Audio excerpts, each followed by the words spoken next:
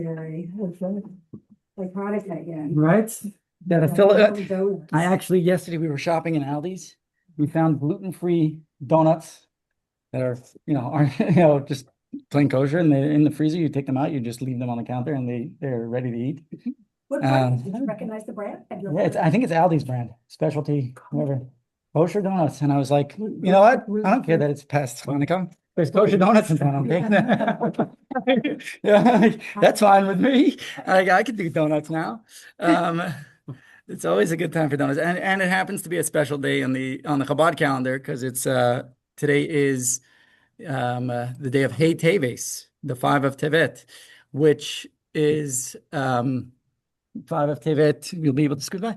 5 of Tevet in the Chabad calendar was the day that the in 1987 when the judge ruled that the Chabad library, which I think is I think it's the most extensive collection of like manuscripts and books, and ancient books from the previous Rabbi.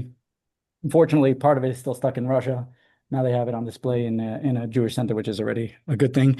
But it does belong to Chabad, and there's been court cases about that. But the part that was here in America, there was an individual who was related to the previous Rebbe, a grandson, who decided that he's going to sell off some stuff because it's his right, it's his inheritance. And he started taking things out of the library and started selling them away. And you're talking about like the Baal Shem Tov Siddhars there. You have, manuscripts from the Rambam. Like you have like Rambam Rashi. You have like real heavy hitting stuff, which go into thousands and thousands of dollars. Bracha's grandfather is a Judaic collector.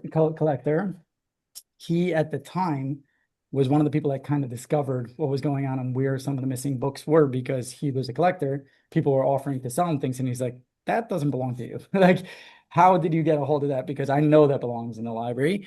And this individual ended up taking the Rebbe to court. And the judge ruled that the Rebbe didn't have to testify or come to court, but it was a very, very strenuous time for Chabad. The Rebbe used to go to secular court? Secular court. Okay. Yeah. And the Rebbe the judge ruled that the Rebbe did not have to go to court. The Rebbe's wife, did give a disposition, and in her home, and it was her words. The Rebbe actually attributed it to her words that kind of changed the whole outcome of the case, where she said that the reason why the library can't belong to a single individual, which is rightfully then an inheritance, is because my father, the Rebbe, and his books belong to the Hasidim. So as an entity, the Rebbe belongs to his disciples, belongs to his Hasidim. So there's no one could personally say he belongs more to me versus someone else. And that influenced the judge. It was later brought up on appeal again and again. And ultimately the ruling stayed that the books have to be returned. And it was a time of celebration for the Chabad community where you had a full week of dancing in 770. This was the 5th. And this was started on the 5th of Tevet. Yeah. So a very, very special day for the Rebbe. The Rebbe during that year that the whole court case was going on went to the oil every single day, which means that he fasted from morning till evening, every single day. It was a very stressful time. The Rebbe spoke about it. One of the things the Rebbe brought up was the fact that, if in the physical realm they're coming after our books, means that above they don't believe that we're learning enough and they feel like it could be taken away. So he was pushing that we should buy books, fill up our home with Jewish books and Jewish study. So it's appropriate to be learning today in a group setting, learning Torah. And the Rebbe also made a point that the Jewish bookstores should make a sale on books. So today is actually the biggest sale of the year on Jewish books. If anyone wants to go buy online, go check. We're always looking for a deal, right? Right. You'll write it to somebody. I don't have any relationship. Yeah. I think I can remember somebody is related to someone who owns a Jewish bookstore. Yeah. So you know what? Go buy by them. It's good to give Jews support. But how about in Ukraine? Of course. Where? Hunts everywhere. Where? Everywhere. Name a city. Kiev, Dnieper, Kharkov. Absolutely. And there's more than one in Kharkov. So it's predominantly in Ukraine or in Russia? Chabad is all over. So you have both. You have them both. You have a chief rabbi of how many Chabad right now? I think there's 6,300. It's more than 6,000 centers around the world, and Russia and Ukraine make up a huge portion of it. I could get you the exact number in a minute, but it's not after class. Yeah. And I can tell you exactly where they are. Okay. There's a way to do that. All right. Yeah, there is an app for that. Exactly. Although unfortunately with what happened in Sydney, I think they actually shut off the exact location because on that app. So like, bad players should come and do stuff, but the Chabad is always accessible. Wherever there's Starbucks, you'll find Chabad. And wherever there's Coke, even more, you'll find Chabad in other places, right? Like in Korea, you can't have Coke, right? But there's Chabad there, So it makes its way. Chabad makes their way around. There are certain places where you can't have Coke. You can still have Chabad. All right, Vayigash. We're in this week's Torah portion. Oh my gosh, it's such a beautiful portion. I highly suggest reading the Medrash on this portion. The first part of the portion is Yehuda coming to the defense of his brother Benjamin, which is a total shift from what happened in the original case with Benjamin's brother Yosef and Yehuda selling him off as a slave. Now you could see that the tshuva, the repentance that they have as brothers, they're standing up. He's ready to give himself up as a slave in his stead, and he's the one that's standing up strong. And the Medrash goes on to tell a fascinating story about the strength of the families of Yehuda.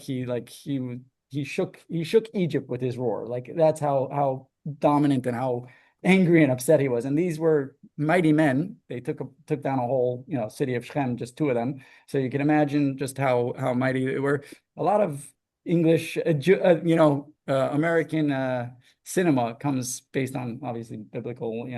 You think of Hercules, think of these like strong people who tear apart a lion. That's a story of David, right? There's a story of Shimshon that tears apart a lion or whatever. Like you have all these representations. So it's just when you look into the Medrash, you'll find where they get their sources for all their movies. But this particular one is like literally like a movie script. The story reads so beautifully. But we're going to focus specifically today. I'm going to do a quick run through it on the Parsha, and we're going to focus on Yosef, who is obviously the star of the show in the past number of portions. So this parsha begins with Yudah approaching Yosef to plead for the release of Benjamin, offering himself as a slave to the Egyptian ruler in Benjamin's stead. Upon witnessing his brothers' loyalty to one another, Yosef reveals his identity to them, and he says, "I am Joseph. Ani Yosef ha'odah b'chai." He declares, "Is my father still alive?" The brothers, they're so overcome by shame and remorse, and they can't talk until he appeases them. He talks to them softly and he comforts them, and he says, "It was not you that sent me, but rather God who sent me here ahead of you, and it was all ordained from above to save us and the entire region from famine." The brothers are then given gifts and sent off on their way to go and bring their elderly father Yaakov, back to Egypt, where there is plenty of food. Yosef had silos and silos of saved up grain from the years of plenty. And he says, "Come, you'll have everything. You don't even have to take anything from the home. And everything will be provided. You will have the best of Mitzrayim will be laid out before you." So they rush back to Canaan with the news. The Rashi tells us how the news was broken to Yaakov. You have to break it, calmly and softly. So Sarah played on a harp, and she kept on playing the words, "Yosef is alive. My uncle Yosef is in Egypt. He's the viceroy." And he heard the music. He was very excited, and he was, music has a way of calming you. And he says, "Halavai, if only this were true." And then the brothers came and told him this is true, and he is indeed there. And it's time to bring you there. He was worried what happened to Joseph during all that time. Joseph had sent a message ahead with the agalot, with the wagons, and in that there was a cryptic message, because the last thing they were sitting and learning before he left to see his brothers and ultimately get sold down into Egypt as a slave, he was learning with his father about the egla, about these parot and these agalot. And Yaakov saw, Yosef was telling him, "I'm still true to my faith. I'm still true to who I am. You're going to come and you're going to see your son who you have been missing is still here." And the brothers do this, in fact, and 70 souls it talks about that come down to Egypt. The calculation is brought down, 66 ultimately went down, but you had Yocheved, who was born on the border, and the three Joseph and his two sons who were there in Egypt, that were already from the household of Yaakov that it talks about. On his way to Egypt, he receives a divine promise. This is Yaakov. Fear not to go down to Egypt, for there I will make you a great nation. An interesting note, Al Tira, don't fear. It's the most common phrase in the Bible. You know that? No. As Jews, we are told again and again and again and again, do not fear, right? Unfortunately, it's a natural thing to have fear, and it's a natural thing to be worried about those around you. But God tells us again and again and again, do not fear, because I am with you. I will go down with you into Egypt, and I will also surely bring you up again. Joseph gathers the wealth of Egypt by selling food and seed during the famine. Pharaoh gives Jacob's family the fertile country of Goshen to settle in, and the children of Israel prosper in their Egyptian exile. So now we're going to come up to the question for discussion for today based on the story in the Parsha. The way we have it here in the slides I wrote is, have you ever felt like you had to act like a different person depending on where you were or who you were with? And if that is the case, did it leave you feeling empowered or disconnected from yourself? So the world is ever changing. Every moment, new technology is coming out. I think we live in the most ADHD, era of time, right? It's just everything's so fast paced. Everything is instant gratification. You have, Reels, TikToks, Instagram. Everything is coming at you in seconds. You get the instant gratification. You get videos that people attention span are getting less and less and less. We used to say that a goldfish's attention span is like 3 seconds or whatever it is. We're getting there, unfortunately, but it's like, people's attention span are being slowly withered away because of how fast paced the world is. And because of how fast paced the world is, you're trying to adapt. And sometimes you feel like you might be either slowly left behind, or you might feel like you're going too fast for yourself, even if you are adapting, but your true self might be feeling left behind. You're not there. You're not present. So the question is, right? Sometimes this happens to us, and what do we do about that? How do we, bring ourselves to be one with ourselves in every situation where we are and how we are?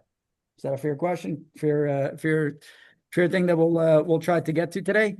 I think it'll bring us a little bit of comfort and peace, right? And we're going to do this through Joseph, who is I'm trying to look for the English word, but he's the protagonist. No, is it a protagonist of the story? No, what's the word? The protagonist, is that the word I'm looking for? Yeah, Joseph is the key figure, our key, our main character of the act in this week's Torah portion. So, after many twists and turns in his life. And I'm talking twists and turns, right? The favorite child, the one who is given, all the goodies, right? He's given the special treatment by his father. He has one-on-one sessions with him. He has a special coat that is worn to show and prove to the world that he's special. Is sent to visit his brother. His brothers say, absolutely not. You're going to have a different destiny, and they throw him into a pit. He is then sold off by his very own brothers to Egypt. He goes from one slavery to the Ishmaelites, sold off to the Egyptian Lord Potiphar, and in Potiphar's house, he finally starts to make it. He becomes the head of the household, to the point where, as we spoke about in previous class, he was so accomplished in everything that he did that Potiphar had nothing to do with the affairs of the house. He completely trusted Joseph. Nothing but the relationship with his wife was off limits. And then the Torah tells us that became our topic because she wanted a relationship with him. And he ends up being falsely accused of rape, and he's sent to prison for that. In prison, in the dungeons, he becomes again a successful man by taking over the job of the warden. And he is entrusted with everything there. So this is Joseph going through stage after stage after stage, eventually coming out. And now he's the viceroy of Egypt. No one can lift a hand or a finger aside for Pharaoh himself. Without Joseph's word, Joseph is in charge. So this is quite a story and quite a up and down. You have an idea how old he was at that time? It does say, it does tell us how old he was. He was 17 when he went down, and he was about 30 something when he was viceroy. So after revealing himself, so after all that, his brothers come down, and he sees his brothers. You can imagine the emotion that he has. These are the ones who sold him into slavery, right? Anyone with a feeling of vengeance that wants to come after someone will, will give it to them the way it is, right? They'll push them. They'll push them to do something. But if when it comes to Yosef, he's not doing that. He wants to see, he wants to test, where do my brothers stand with me? Where am I holding? Right? So Yosef is now revealing himself, and he's sending for his aging father. He tells them, I want you to go get my father. And not just that, I'm going to give you gifts. I'm going to give you special things because I love you. I still love you, even after all that. So let's read text 1. I'll have, I'm going to need your name again. Right. Frank. Frank is going to read text 1. I'm sorry, what page? We're on page 186. And the son of Israel did so, and Joseph gave them the wagons by the Pharaoh ordered it, and he gave them the provisions for the way. Continue on. Yeah. He gave them all, each one, several changes of clothing, and to Benjamin he gave 300 pieces of silver and 5 changes of clothes. Okay. So what happens? He gives them gifts. Now, what do you find wrong with what he did in giving gifts? What went wrong? Yeah, what do you think might be wrong with the way he gave his gifts? Gave more to Benjamin. He gave more to Benjamin. What's the issue with that? Kind of relates to what he went through. Favoritism, right? I think we've seen this show before, right? He's repeating a not such great thing. He knows that the brothers, are jealous, and here he's going and he's giving more clothes to Benjamin. Like, what exactly is happening here? Why is he giving more? Right? The Talmud analyzes this idea and asks this very question. If we can continue, you read text number 2a. He gave them all to each one several changes of clothing, and to Benjamin he gave 5 changes of clothing. Is it possible that in the very thing from which that righteous man Joseph has suffered, he himself should stumble? For his father's show of favoritism toward him aroused the enemy of his brothers. Rashi. Right? Why did Joseph give 5 sets of clothing to Benjamin and only several to his other brothers? The same act that sparked the jealousy for everyone, right? He's now going and he's guilty of himself, right? His father went and did this. He knows what happened with his brothers after he was shown favoritism. And now he's showing nepotism and favoritism to his own full brother, which is, the brother from his mother and his father. And don't you feel like maybe we should, not repeat this? Sometimes it's good to repeat history. In this particular case, maybe not. Yeah. I believe it was because I think it was part of the test. I think he was trying to see if his brothers would that's upset with Benjamin and kind of gauge them better that way. So it's interesting you mentioned that. Mm-hmm. The whole test that Joseph actually did to begin with trying to take Benjamin as the slave, he planted the goblet in his bag, right? He wanted to see if they would stand up for him. And ultimately they withstood that test to the point where Joseph already was broken down crying and revealing himself to them saying, you passed the test, you're done.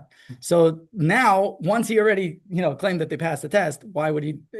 So it's a good point, but I feel like I know there's more because we're going to go into it. So there's a different point that we're going to bring, but it could be. It's very possible he wanted to push it further. Do you think he was just trying to establish his authority? Let's play it out. Let's see how it goes here. Let's see how it goes here. I mean, he had the authority as it was because he was he could have incarcerated them. Not just he could have, he did, right? Part of his test was that he incarcerated them all, and then he after 3 days he let 9 of them go, and he kept Shimon with him. So authority wise he did have it. We can leave this as a point of discussion for after class, but I want to go on a different point. So I'll ask you to actually continue reading from the same Talmud, text 2b, if you can. It's page 188. Text 2b, right? Oh, you want me to read? Yeah. Rabbi Benjamin Bar Yefet said he intimated to Benjamin that a descendant was destined to issue from him, who will go out from the presence of the king, wearing 5 royal garments, as it is stated.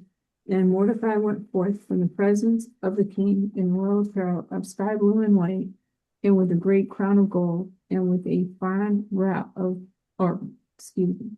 with a wrap of fine linen and purple. Esther 8:15. Okay, so the Talmud is telling us that just like everything in Judaism, we believe that there's a deeper level and a deeper meaning that goes beyond the veil, beyond what we see on a plain level. What is Joseph doing by giving five sets of clothes to Benjamin? He's telling him that later on in your stars, in your descendants, right? We know that Mordecai was Ish Yemini. He was a man of Yemini. Yemini is the son of Benjamin from the Benjamin tribe. So that son, that future grandchild that you will have, will be ultimately paraded around with 5 sets of clothing. And I'm giving this as a symbolic, start to that process, the clothing. The question is, what is with the clothing? What does it make a difference? Why is the Torah so into clothing, right? These 5 garments weren't there to sow discord between the brothers. It's there to show he's foreshadowing a descendant that's coming, Mordecai, who would later wear these things. But Joseph had a lot to do with clothing, right? And it's mentioned a lot in the Torah, right? First, his multicolored coat, right? The Ksonit Pasim. Then he gives Benjamin clothing, right? And there's another time where it's mentioned as well that he actually, when it comes to clothing, what happened when Joseph was pulled out of the prison to come to Pharaoh? It says he shaved his head and he changed his clothing. Now, of course, you're a prisoner, you're in prison, you're wearing prison garb. Why wouldn't you change your clothing before going to the king? The Torah is very careful on adding even a letter in the Torah. Why tell us that he changed his clothes? What's the importance of giving us that idea that he's changing his clothing again and again and again? Clothing happens to be something that is very associated with Joseph in the story. It keeps coming up. So what is this about the clothing, right? Promoted. What? He gets promoted. He does get promoted, but what does clothing have to do with it? So that's what we're going to go to, okay? Right? Yeah. We'll take the question in a second. I just want to read the text inside. Wendy, can you read text 3? Okay. So Pharaoh sent and called Joseph, and they rushed him from the dungeon, and he shaved and changed his clothes, and he then came to Pharaoh. Yeah. So we see that Joseph's clothing, right? Why is Joseph's life story so closely linked with clothing, and what is the deeper significance of it? As we know, there's something that's deeper that we have to get into. Yeah, go ahead. Is there anything about in the Talmud, because he gave him a linen and the color purple during that period of time was a sign of royalty? So is there anything in the Talmud that explains why he gave him up purple? Well, yeah, I mean, the story itself, Mordecai was Esther's cousin or uncle, as it was, and he was the one that Esther was the queen. Mordecai ended up taking over from Haman's place. This is back to the story of Purim, where Haman was, second in command, and then the whole thing flipped on its head. He wanted to kill Mordecai, and now Mordecai took his place. He was killed, and Mordecai ended up as the second in command. So, yeah, he was given this royalty because he was elevated to the status of the royal kingship, right? So, on the note of mentioning these garments again and again and again in context with Joseph, we want to try to understand what the deeper significance of these garments are and what the Torah in general associates with when it comes to garments. So in order to understand this, we're going to take a step back and we're going to look at who our forefathers were, who were the heads of the tribes, who were who were the tribes, right? Who were the brothers of Joseph and who Joseph himself was, right? Which one fits Joseph's clothing association, it is going to be connected with a very spiritual aspect of our profile, of his profile. And the way that we're going to do this is we're going to analyze who these people were, who the 11 brothers were, his father was Yaakov, Abraham. And right off the bat, every time we start to mention who the forefathers were and what they were doing, they all had the same thing that they did. They all had a occupation of being a shepherd. What does shepherding have to do with their spiritual aspect, what does shepherding have to do with their physical? Why is it important to note that they were shepherds, right? Leaders, Huh? leadership. Leadership, Protector. right? Moses, very good. You bring up a good point. Moshe was chosen because he ran after that little lamb, showing his skills in leadership, right? There is something very true about the leadership aspect. But another aspect about shepherding is that it's out in the field, it's quiet, you're around no one, and you get to meditate all day. Right? You can just sit and meditate all day. Sheep are generally not running away.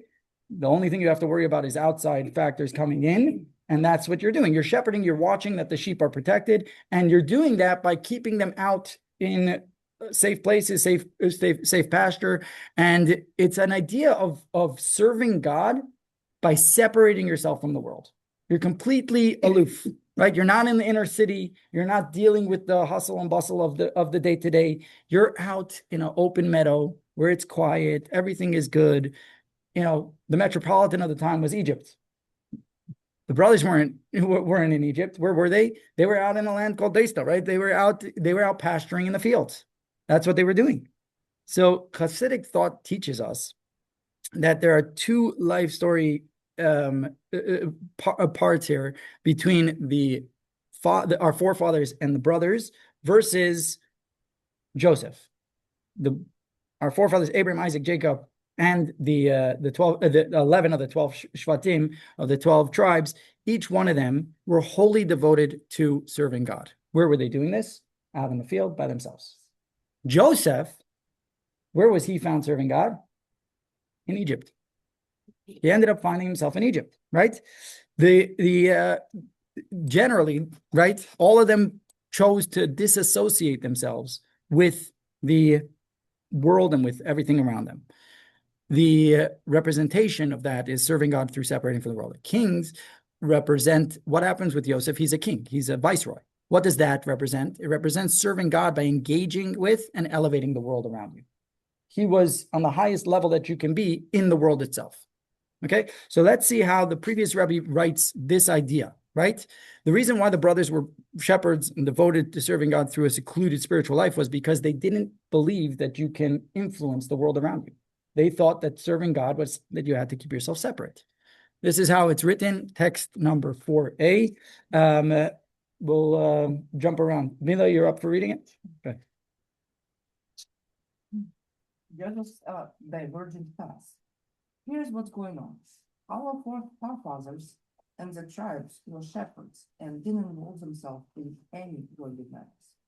Joseph, on the other hand, wasn't a shepherd. When he was living with his father, he stayed close to him and didn't go out to the pastures with his brothers. Later, when he went down to Egypt, he got involved in all sorts of major responsibilities and affairs. The point is this: our forefathers are described as a visible. Even while they were down to their physical bodies, they were totally devoted to God. They lived lives of holiness, completely removed from their distractions of the physical world. Everything they did was done with complete oneness and attachment to God, without even a moment of disconnect. The tribes too were deeply unified with God. Because of that, they chose to be shepherds. They wanted to stay away from anything that might distract them or interfere with their connection to God. That's why they would go out to the fields and wilderness, so nothing would get in the way of their focus and attachment to holiness. Yeah. So Joseph's destiny was different than this. This is how it describes our forefathers. This describes the tribes, what they did. He was able to maneuver around Egypt. He was able to engage with it intensely. He took on from servitude to leadership. He took it all. He was in every stage of the game, right? And he remained above the fray. He was Yosef HaTzadik. He was still the aloof Joseph, who was whatever it is. He was able to wear, as the expression goes, many hats. Right? He was able to change the hat as needed to where it was and to what it was doing. Right? This is text 4b. You want to, Steve, are you up for reading? Text 4b, 191. Joseph certainly wasn't a shepherd. He was involved in all kinds of responsibilities. Even when he lived in Potiphar's house, all the work, both inside and out in the field, was on him. Later, when he was in prison, he had plenty of duties there too. And when he became king over Egypt, his workload only grew as he took charge of running the entire country and dealing with major affairs. But the truth is that Joseph was also a vehicle for godliness. And not only that, his level of vehicle was actually higher than that of his brothers, meaning, even while he was fully involved in everything he was doing, he still remained completely united with and attached to God. So the brothers couldn't wrap their head around this idea. They couldn't get it. They say, if you want to keep up with Judaism, you have to separate yourself. You have to be aloof. You have to keep separate. Otherwise, you're going to be drawn into the influences that are around you. And that's why when they met Joseph in the first time in Egypt, it says that they didn't recognize him. They couldn't recognize him. There's no way for him to be recognized. Lisa, can we have you read text 5a? And Joseph saw his brothers, and he recognized them, but he made himself a stranger to them. And he spoke to them harshly, and he said to them, "Where do you come from?" And they said, "From the land of Canaan, to purchase food." Now Joseph recognized his brothers, but they did not recognize him. Right? So the Torah makes it clear that Joseph recognized his brothers, but they did not recognize him. The Rambam explains how this was. I'll ask you to read 5b as well. As soon as Rambam. Joseph saw them, he recognized them and got scared that they might recognize him too. So he disguised himself. He put a turban on his forehead, covering part of his face, and changed his appearance. Oh, Something again to do with clothing, right? Again, he's changing his appearance, right? The brothers couldn't recognize him because his spiritual path was completely different from theirs, right? But here he is completely changing himself to something to be viewed in the Egyptian garb in the way that it is. They couldn't fathom that this was Joseph. There was no way that they could even imagine that this was going to be him. I'll have you read text 6a, Betty, please. This is the reason his brothers didn't recognize him. They assumed he was an Egyptian. The brothers knew that the forefathers were a vehicle for godliness, which is why they chose to be shepherds and avoid getting involved in worldly affairs. They didn't want anything to distract them from their unity with an Catholic God. The brothers lived the same way themselves. So when they saw Joseph busy running the government, dressed in such a way, they naturally assumed he was just an Egyptian official. There you go. So, right, Joseph was connected, but Joseph, even so, Joseph was connected with his inner self throughout it all, right? Fully bound with God, allowing him to remain in constant despite changing his circumstances or clothing. What was that secret sauce that Joseph had to be able to get through it all? What was that sauce that brought him to be able to bounce from one place to the next and still stay true to who he was, right? The world was changing around him in every single way through the most drastic changes, like we spoke about before, right? He went from being the beloved son to the slave to the head of the household to the prisoner to the head of Egypt. All these ups and downs, he still stayed true to his identity. What was it that he had that went through, that brought him through this level? Patty, are you up for reading? I'm going to ask you to unmute you. Okay. Here's why that was the case. Due to his lofty soul, worldly affairs didn't distract Joseph at all. Not only did they not interfere with his connection to God, but even while he was deeply involved in all those responsibilities, he remained a vehicle to God, completely devoted and united. This is the general rule.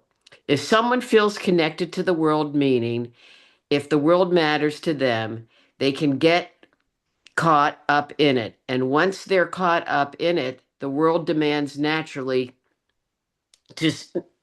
start to distract them and overwhelm them. But if someone has no real attachment to the world because it simply doesn't hold any weight for them, they won't get pulled in. The world doesn't have a grip on them, so it can't distract them. Due to the lofty nature of his soul, Joseph simply didn't give the world that kind of importance. So the world never had a hold of him and couldn't throw him off. Wow. Right? That was heavy. Yeah, an interesting story that actually plays right into this, and this is the lesson, the beautiful power and lesson that the Rebbes are teaching us here, is that you stay true to your core, And it doesn't matter what you could change your clothes 5 times a day. Ultimately, you are who you are on the inside, right? Right. Rabbi Mendel Futterfass was a famous Chabad mashpia, a rabbi who when he was in the USSR, when he was in communist Russia back in the day, he was arrested for being in the underground efforts of helping people escape Russia, because at the time religion was outlawed and it was or very much outlawed in many ways, and the communism didn't allow for people to leave the country either, so they had to escape. What they did was they used to use Polish passports at the time. That there was an opening after World War II to allow for any Polish citizens to have free passage back to Poland. So they would get a hold of these Polish passports and associate them with different people and help them get back. He was caught and he was arrested and sent to Siberia to hard labor, to freezing cold and terrible conditions. And the people who were sitting with him in the camps there were people that were doctors, lawyers, very, intelligent people, very wise people that had a life before they did anything or spoke wrong about the communist government. And now here they are sitting, and they were all very depressed. He was always joyful, and they asked him, he recounts, he says, they used to ask me, how can you keep a joyful and cheerful attitude around you? How can you be, so in such a good mood here in this conditions? And his response was based on what we just learned. He says, you guys can't perform what it is that your life passion is here in Siberia. For me, my life passion is serving God. Whether I'm in prison or whether I'm in Honolulu, it doesn't matter. I'm able to serve God at the same time, at the same level. If we're true to our core, it brings us that equilibrium, that calmness, that level of being able to get above it all. It's only the clothes that change, not the person inside it. And that's what Joseph represented in his journey. He says it doesn't matter what the circumstances are. You could stay true to yourself and you could push forward, right? This is how the Sfat Emes, the Rebbe of Gur, explains it. Miriam, can I have you read? Yes. The idea is that the inner core always remains the same, but the outer garments change depending on a person's level. They can rise or fall. Yosef showed his brothers how it works, how someone can wear all sorts of outer garments and still remain true inside. He demonstrated it himself. Even though they didn't recognize him because of how he looked and acted on the outside, he was still standing strong in his righteousness. Right. So in other words, he was able to change his hat at will, right? He was able to wear many different hats, right? No matter his surroundings or role, Joseph remained the same in mind, heart, and soul. And this is why when he emerged from prison to go and ultimately become the viceroy, to stand before Pharaoh, what was the first thing he did? Naturally, he changed his clothes. And that's why the Torah tells us that, right? To hear it in the words of the Rebbe. I don't have a name here on the iPhone. Are you able to read? Is it Ira? If not, I'll read it. All right, I'll read. The path Joseph took to reach this level is hinted at in the verse. He shaved and changed his clothes. This shows that Joseph's essence, who he really was, never descended or became absorbed into the mindset of Egypt. That's why right at the beginning, he changed his clothes. It was a clear signal. The things of this world didn't hold any real place in his life. They couldn't distract or shake him from his deep humility and attachment to God. All the royal responsibilities, his role as viceroy, his involvement in government were just external garments. They didn't alter his inner self in any way. Wow, right? To be able to live on such a level, to be able to just let that, let your true self be who you are, right? Now we can also understand this inner secret to why he gave 5 pairs of clothing to Benjamin, right? Right? Joseph's life story is closely linked with clothing because he embodied the idea that life's events are like garments we put on and take off while our inner core has to remain unchanged. And he wanted to empower his brother Benjamin with this same trick, right? To educate them, right? Benjamin was not part of the selling of Joseph. Benjamin wasn't there when Joseph was thrown into the pit. And everything that happens to you in life is just another set of clothing, he's telling him. He's telling this to Binyamin, right? And you can switch it, you can take it off. Your inner core has to always remain unchanged. This is, again, how the Sfat Emes says it. This is the idea behind the changing of clothes. All of it was part of preparing the way to go down to Egypt. And it was Joseph who paved that path. Joseph showed how to move through the world of Egypt, how to get from point A to point B, its culture, its power, anything, wherever he was, it didn't matter. It was just a distraction, and he pointed out that it's just a distraction and that he wasn't going to be distracted by it. The journey to Egypt had to go through Yosef because he embodied this idea and this way that you can remain whole even in the change of circumstances. So he says, right? He tells the brothers, not you sent me down, God sent me down. This is part of his humility. He knows where his place is, right? When the Jewish people left Egypt, actually, they liberated the garments that symbolize the power to engage with the world without being defined by it, right? It's, they emptied out Mitzrayim, it says. They took everything with them, including these garments, including everything. What? It was God's instruction years before to Abraham during the covenant that he made with him. He says that they will take Birchush Gadol, right? They took everything with them, including the kitchen sink, right? They took literally everything, right? So how do we read this when they left? Uvnei Yisrael asu, and the children of Israel did according to Moses' order. Vayishalu mitzrayim klei kesef u'klei zav u'smalis, and they borrowed from the Egyptians silver object, golden object, and garments. You think? Borrowed is a loose term. Borrowed is a loose term here, yes. they weren't around to return it afterwards. Yes. But the idea, right? What are considered, what was considered, if you're going to go in order, right? You're saying silver, gold, garments. Shouldn't it be garments, silver, gold? What did they hold as the highest level of everything? Gold right now is crazy, right? Even more than platinum, I found out. I actually did a little deep dive yesterday, and I found out that it's like $3,300 an ounce for gold, and it's $1,100 for platinum. I was like, hey, platinum always used to be this great thing. Maybe it's undervalued right now. Maybe now is the time to buy platinum. Don't take any financial advice from your rabbi, other than give Meiser. That I can tell you with certainty, because that's God's promise. But the idea, what goes higher than gold? The garments. That's what's put above. It's just interesting, right? And Rashi points out osmalais and garments, these meant more to them than the silver and the gold. And thus whatever is mentioned later in the verse is more esteemed. It's the order of how things were. They valued the garments that they had. So the order in which it appears has a very, very, very big significance here.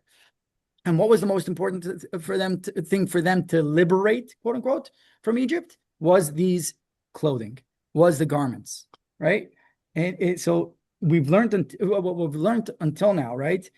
It makes perfect sense that the garments is so special because it's just, sets of clothing are, it depends on where you are and what you'll be dressed as or what you'll be as a representative to who you are for the people around you. But ultimately, it's themselves that, the unchanged Jew is the story here. It's the one that's on the inside of it. And those garments are there to help you navigate with the people around you, right? Rabbi Mendy? Yeah. This is Vicky, by the way. I'm sorry, it doesn't come up my name. Yeah, sure. Okay. For me, it's like always, I feel that when we are born, we are always in the soul, but the garment, which is our body, is our life. And that's why it's important how we take care of this garment. So it makes a lot of sense. It's not the gold, it's not the platinum, it's all how much we take care of the garment that we were giving, because the soul is so special that we need to take care of it. Absolutely. I'm going to take it a step further because I'm going to go into, we mentioned Mordechai, right? We mentioned Mordechai, and Mordechai who was he? He was similar in the sense of what Yosef had to do. Now, Mordechai became the most, the chief advisor to the court, the prime minister, the second in command to the king. And just like Yosef, all these things, right?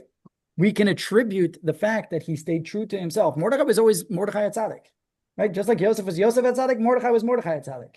And that was his title. Why? Because of the gift that Yosef gave to Binyamin years and years and years before, to pass down to his children, to pass down, to give this idea down to Mordechai, that you can stay true to who you are, even with all the stuff that goes on around you. Change your clothes as many times as you need to a day, but stay true to who you are. Stay true on the level that you are. Mordechai wore many garments in life, but his inner truth and devotion to God remained unchanged. So yeah, it's very easy to get distracted. It happens quite often that we act differently around different people because we feel like we have to fit in.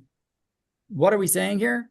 It's okay to go to certain settings, to be part of certain settings, but be always true to who you are as a Jew, as a representative of God, as someone who's aloof, standing above it, right? So we too, when we don any of these different hats, call it, or clothing, right? The trick is to stay true to who we are. Let's look at how it's written here in the Zikaron Basefer from Rabbi Chaim Yaakov Goldwicht. He writes like this: a person's life moves through shifting. Vicky, you want to read it? Actually, I've been doing a lot of reading. If you could see it, Vicky. No, I can't. Okay. I'm sorry, being that I'm driving, Rabbi, so I can't read. Yeah, stay on the road. Okay. A person's life moves through shifting times and changing seasons. Who you are in one place and moment isn't the same as who you are somewhere else, in a different time or circumstance, right? So who you are in one place and moment isn't the same as who you are somewhere else in a different time or circumstance. And yet, despite all this, a person is expected to carry themselves through all these changes with a steady inner sense of direction that doesn't bend to the constantly changing environment.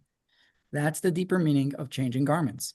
A garment isn't part of your essence. It's something external, like the outer changes and fluctuations that surround a person's life. This is the human story.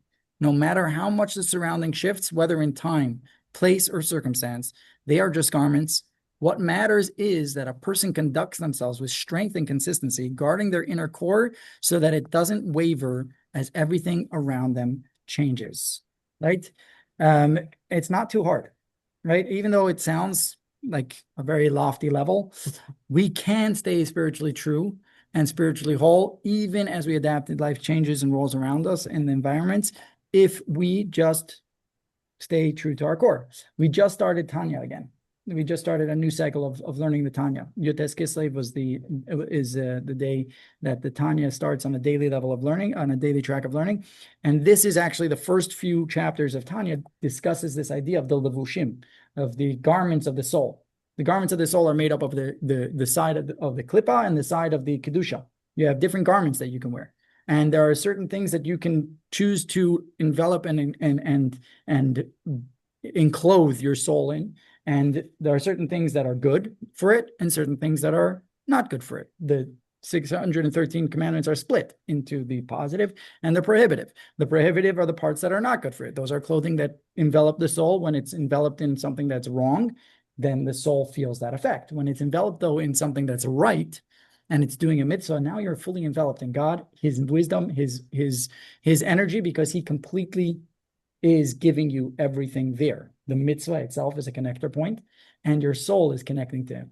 And that's why the Tanya actually begins on the front page of the Tanya. The Alter Rebbe writes that the point of this book is to understand the verse that says, Ki karov elecha hadavar me'od, b'ficha u'v'vavcha la'aseh. These words of the Torah, Moshe was telling over to the Jewish people, a repetition of the whole Torah. And he says, these words that I'm telling you today, they're close to you in your heart, in your mind, and in your soul to be able to do this without a problem. Now, you think about the 613 mitzvot, and you think about what was just said, and you're like, Moses, for you, it might be easy. But for me, how is it close to me? How is it close? Means it's kikarav elecha hadavar me'od. It's very close to you. Very close.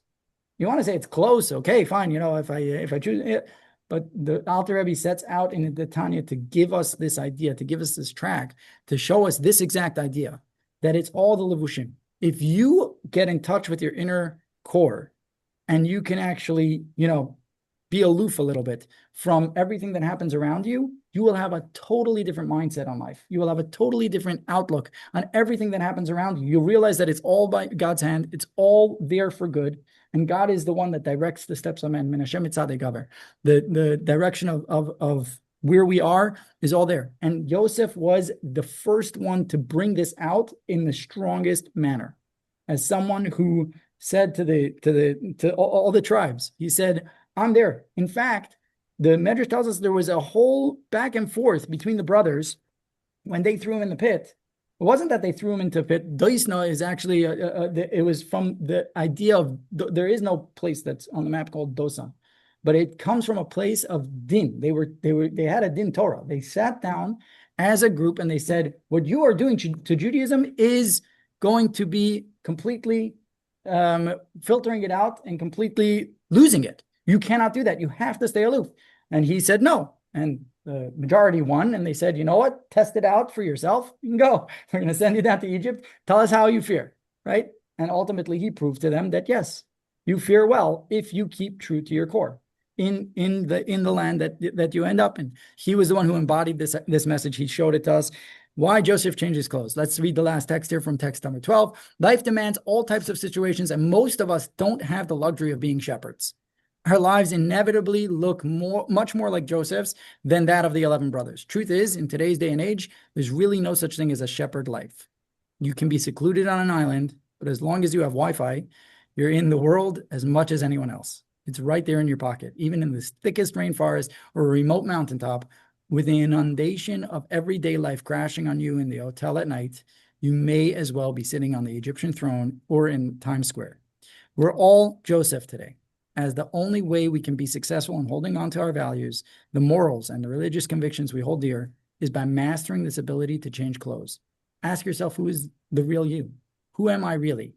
What do I truly believe?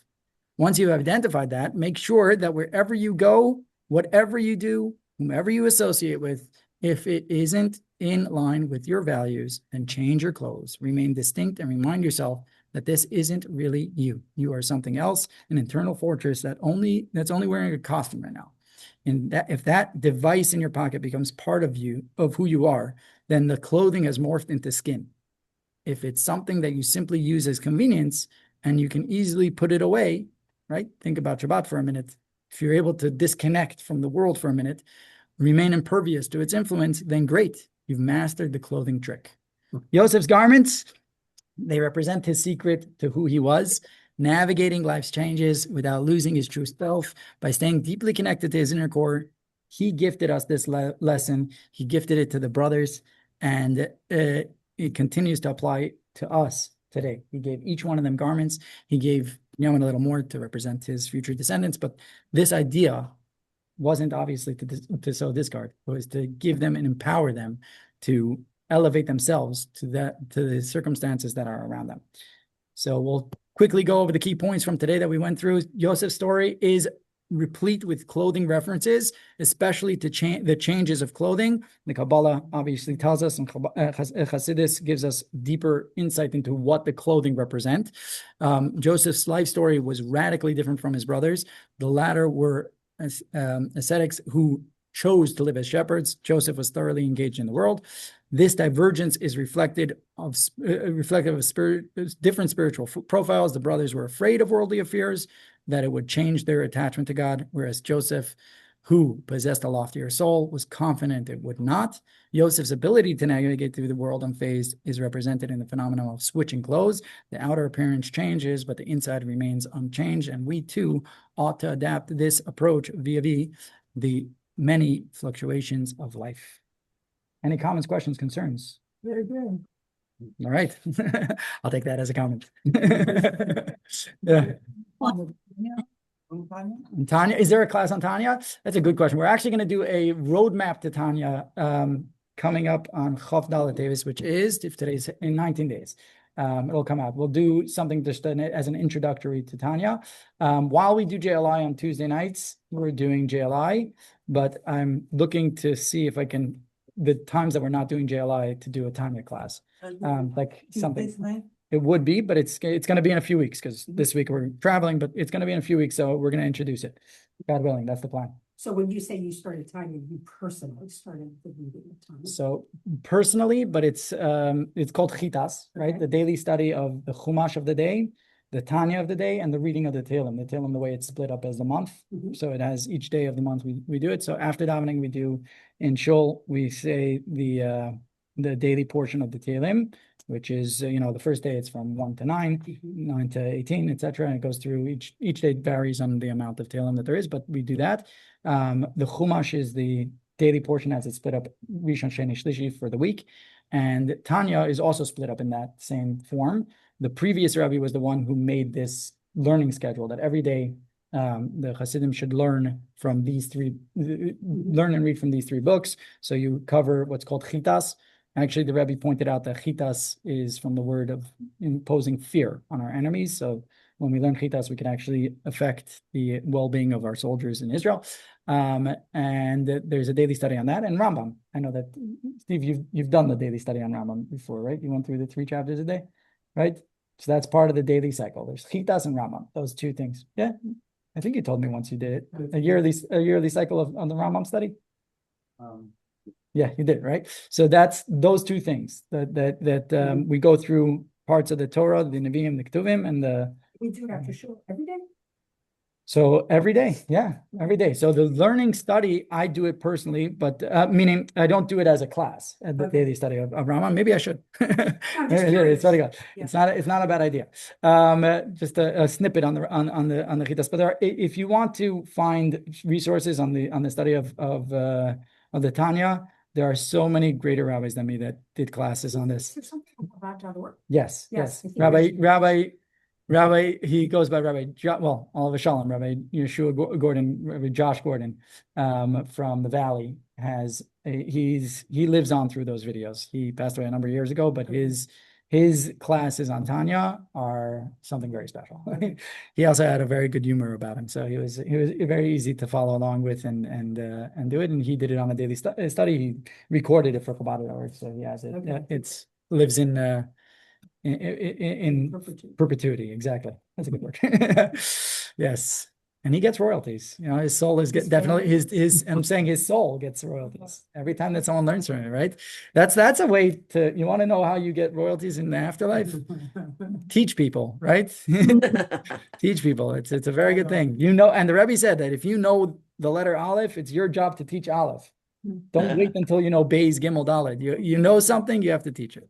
So that's actually a big thing, right? And David HaMelech showed great honor to Achitofel, who taught him only 2 things. He called him Rabbi Alufi, right? From the Pirkei Avot, right? It says that David showed great honor to someone who taught him only 2 things. Why? Because we revere knowledge. It's a very big thing. So you want to get true to yourself, learn Torah, daven, find your inner core, and then everything else that goes on around the world will not faze you. That is a guarantee. All right. Amazing. Thank you very much, Rabbi. I could say good Yom Tov today, right? It's interesting because it doesn't always fall out this way. But in Chabad, today's a Yom Tov. Hey, Tavis, we call it a Yom Tov. So even though it's the 25th, then we're not mentioning that as any part of this Yom Tov, obviously. But yeah, for us it's a Yom Tov. That's funny. Thank you, Rabbi. Have a good day. Shabbat shalom. Yes. Thank you, Rabbi. Really enjoyed it. Thank you very much. Shabbat shalom. Shabbat shalom. Shabbat shalom. Bye.